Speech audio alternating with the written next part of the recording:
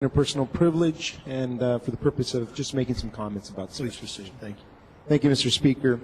First of all, I want to appreciate the members of the majority in this House, our chamber, the Arizona House, for their focus, that we have been steadfast in our focus, that what we want to do is we want to help the people of our state get back to work.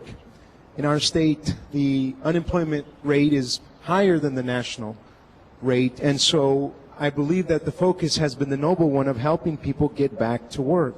And I want to appreciate the Speaker as well for articulating this message, that what we want to do is implement policies that will do so. Mr. Speaker and members, the last week and a half, not to mention much time before that or many days before that, but I have been getting calls. I have been in contact with the people of my district. And just to give you an example of one of the calls that I received, it must have been 8:30 p.m. at night. I received a call from a lady in my district who, she says, Steve, I've been unemployed now for 4-5 months. I have a stack of 200 pages of applications that I have been going through, trying to get a job, going door to door or going business establishment to establishment, trying to get a job, and it's very difficult for me to do so. With that said, she said, what I want to ask you to do is please stop focusing on how you can keep me on unemployment. She says, I want you to focus on how you can get me back to work. I don't understand why you're having a session on unemployment benefits when you should be having a special session, she said, on employment, on getting the people of Arizona back to work.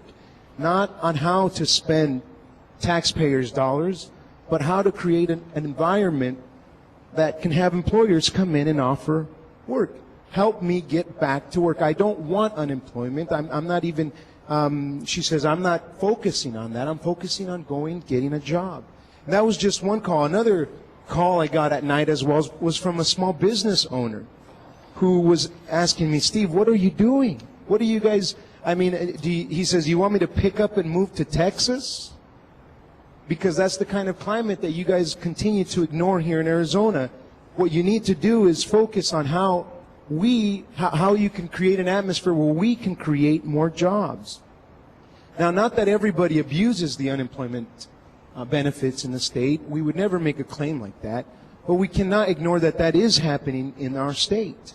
He was telling me how he's tried to keep people on his payroll, but simply people are telling him, why am I going to keep a job with you if I could just go on unemployment and not have to work? When he is trying to get people to work, that happens as well. So there is fraud that we need to look at as well.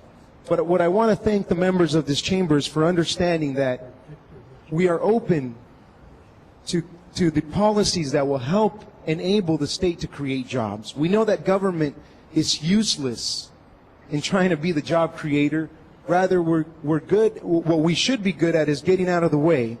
And I just want to appreciate the members for their sentiment, for their focus on that, for our speaker as well, and send the message straight that we are ready and willing to look at and try to do everything we can to move policies forward that will help Arizonans get back to work, not continue to perpetuate them and allow them to continue to be on unemployment.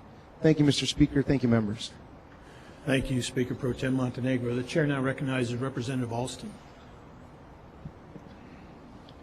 Mr. Speaker, I rise to a point of personal privilege. Regarding? Concern and thank yous, Mr. Please proceed. Speaker. Please proceed.